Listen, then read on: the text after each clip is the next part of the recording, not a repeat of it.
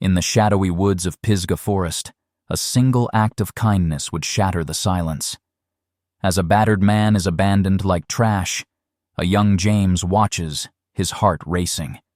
Unbeknownst to him, this moment would unravel a dangerous game of betrayal, wealth, and survival, where a simple rescue would become the first step into a world far beyond the quiet life he'd always known. James lived in a humble cottage near Pisgah Forest, where his days were spent gathering firewood to help support his mother, Elizabeth. Life was simple, yet they both found peace in their quiet existence. Though they lacked wealth, Elizabeth always made sure that James felt loved and cared for. He often spent his evenings alone in the forest, collecting wood for the night, enjoying the solace of nature. One particular evening, as twilight settled over the trees, James was out in the woods when he saw headlights coming from the road. Curious, he watched as a car came to a screeching halt. The doors slammed open, and a man was dragged out of the back seat. His limp body was tossed aside like trash. James froze, hiding behind a tree, his heart racing. He couldn't understand why anyone would abandon someone so helpless. From his vantage point, he could see the car speeding away, leaving the man alone in the wilderness. The elderly man struggled to move, his body barely functioning. Without hesitation, James rushed to his side, offering his hand and helping him up. "You're safe now," James whispered, though he wasn't sure if the man could hear him. He guided the stranger through the woods, taking him back to his small cottage. James's mother, Elizabeth, quickly assessed the situation and began helping the man. "Who is he?" Elizabeth asked softly. But James had no answers. "I don't know, but he needs our help," James replied, determined to save the man, no matter who he was. The next morning, the stranger, now awake, was clearly disoriented. James and Elizabeth had cared for him throughout the night, tending to his wounds. Despite his confusion, the man's gaze was filled with gratitude. "Where am I?" he muttered weakly. "You're safe," Elizabeth said, her voice calm. "You were hurt, and my son brought you here." The man blinked, trying to process the information. "I don't remember." "What happened?" he asked, his voice raspy. His confusion was palpable, but he seemed to trust Elizabeth and James. "We'll figure it out later," James reassured him. "Rest now. We'll take care of you." The man nodded, closing his eyes in exhaustion. As he slept, Elizabeth worked to tend to his injuries, cleaning the cuts on his face and forehead. James sat by his side, watching over the stranger as he recovered. When he finally woke up later that afternoon, he looked around the room, his mind still hazy. "Who are you two?" he asked, his voice filled with uncertainty. "We're James and Elizabeth," James answered. "You've been hurt, but you're safe now." The man seemed to focus on James, his eyes narrowing as though trying to remember something. I don't recall my name," he murmured. James exchanged a glance with Elizabeth, who was clearly concerned. "Don't worry," she said. "We'll figure it out soon. Just rest." Despite the uncertainty surrounding the man's identity, James felt a deep sense of responsibility toward him. The stranger's plight had become their concern, and James would not turn his back now. The days passed slowly as William, the stranger who had been rescued, regained some strength. He had been unconscious for 2 days, and now, as he sat up in bed, he was able to recall bits and pieces of his life. James brought him a glass of water. "How are you feeling?" he asked, watching William closely. "Better," William muttered, taking the water gratefully. His voice still sounded weak, but his eyes were alert now, scanning the room. "Where am I?" "You're in our home," Elizabeth answered from the doorway. "We found you in the woods and brought you here. You were badly hurt." William nodded slowly, trying to piece together his fragmented memories. "I remember. I was with my nephew, Richard. We were at my office. Then everything went black." "Richard?" James asked. The name struck him as important, though he didn't know why. William frowned, his face filled with confusion and frustration. "Yes. Richard is my nephew. He's after my fortune. He wants everything. I think he—" William trailed off, his voice faltering. Elizabeth and James exchanged a glance. They both knew this wasn't just a simple accident.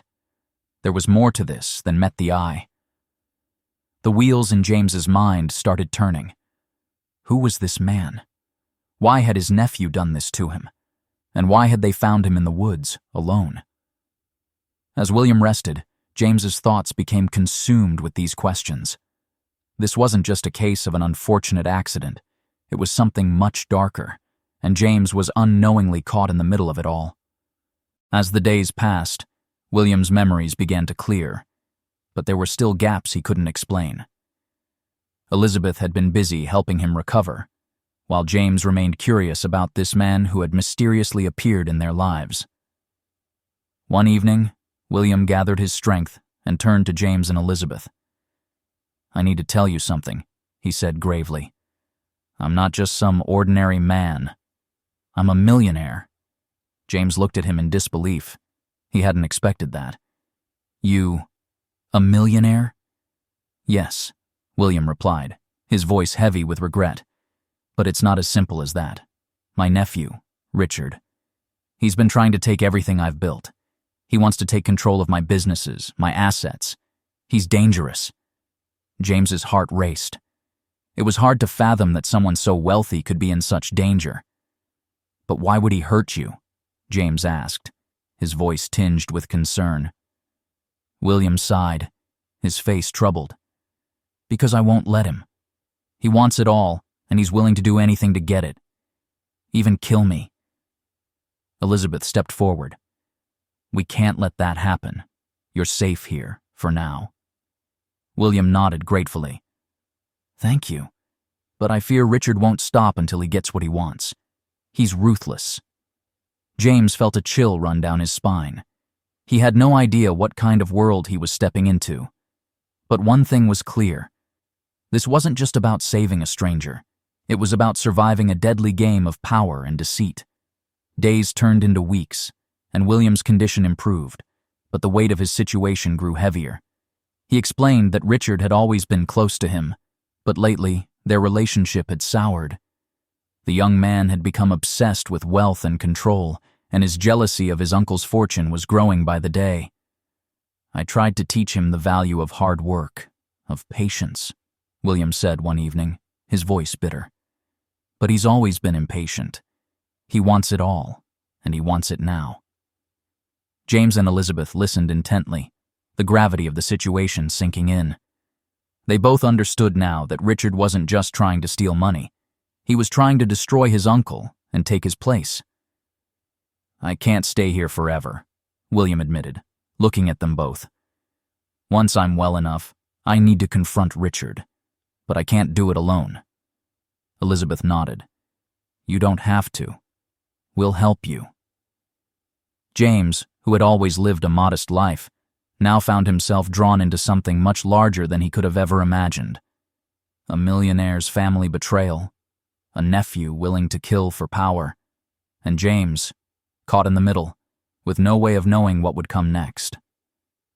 With Richard's threat looming over them, William decided to take action.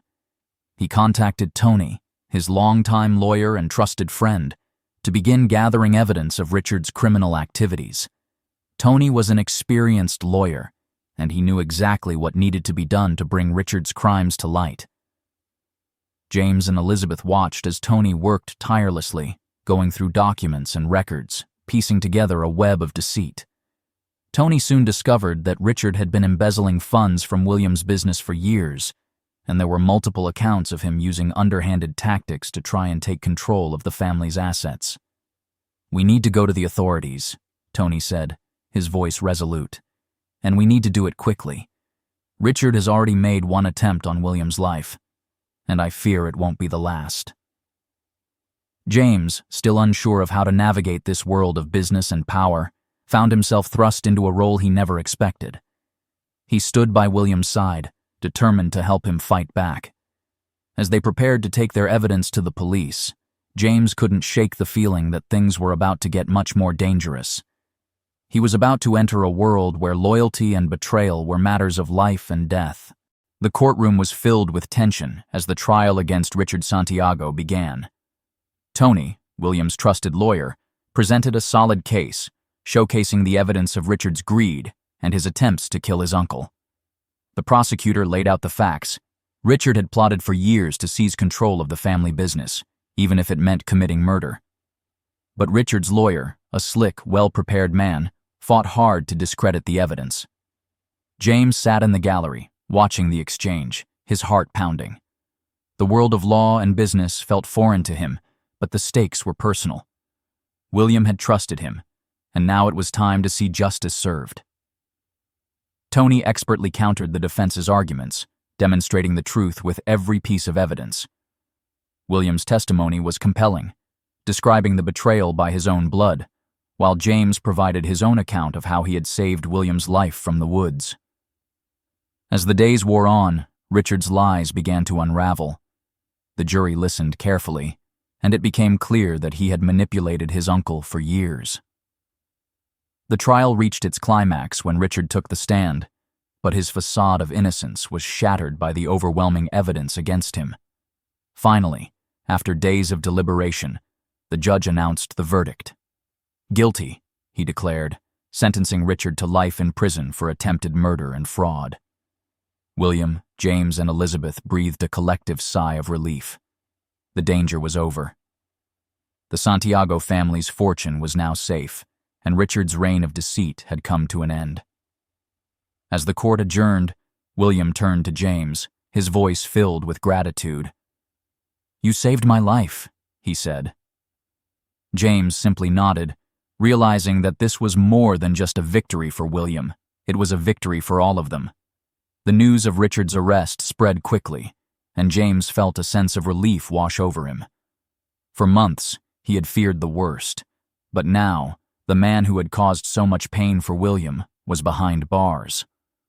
The courtroom battle had been grueling, but the outcome was clear. Justice had been served. William, though grateful, was not yet ready to celebrate. "This isn't just about me," he said one evening. "It's about making sure this kind of thing never happens again. Richard was a product of greed and entitlement, and we need to be vigilant." James nodded, understanding. He had seen firsthand how power and money could corrupt, and he knew that his life would never be the same again. No longer was he just a poor boy in a small town. Now, he was part of a larger world, one filled with both incredible opportunity and great danger.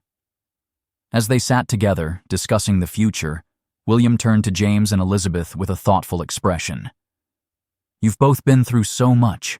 I owe you more than words can express," he said, his voice sincere. "You saved my life, and now, I want to make sure you have the life you deserve." James felt a swell of emotion as he looked at William. It wasn't just about money. It was about the support and trust they had built between them. James had saved a man's life, and in return, he had found a new path, a future filled with possibility. After Richard's conviction, William kept his promise to James and Elizabeth. He arranged for James to attend a prestigious school, one that would open doors he had never imagined. Elizabeth, too, found her own success, starting a small business with William's support. Their lives, once dominated by struggle, were now filled with opportunity. James couldn't believe how much his world had changed in such a short time. A few months ago, he had been gathering firewood in the woods, wondering if he'd ever escape the cycle of poverty. Now, he was enrolled in a top-tier school, surrounded by students who came from wealthy families. He was learning things he never thought possible, but through it all, he remembered his roots, his humble beginnings in Pisgah Forest, his mother's strength, and the kindness that had saved William's life. One evening, as James returned home after a long day at school, Elizabeth greeted him with a warm hug. "You're doing so well," she said, her eyes filled with pride. "I can't believe how far we've come." James smiled, feeling the weight of everything they had accomplished together. "It's all because of you, Mom. And William. We've been given a chance, and I'm going to make the most of it." As he sat down to dinner with Elizabeth, he couldn't help but feel grateful for the unexpected turn his life had taken. He had once been a boy with no future, but now his future was filled with promise and endless possibilities. He wasn't just surviving anymore. He was thriving. James's life had transformed in ways he never imagined. With William's support, he excelled academically, earning the respect of his peers and teachers alike. His grades soared, and he began to see the world in a new light. His future, once clouded by uncertainty, was now full of promise. He was no longer just a poor boy from a small town. He was a young man with the world at his feet. Elizabeth's business flourished as well, and she found a new sense of purpose in her work. The mother and son, who had once struggled to make ends meet, were now living a life they had only dreamed of. It wasn't about the wealth, it was about the opportunities they had been given, the chance to build a life of their own. Despite all the changes, James never forgot the lesson he had learned from William.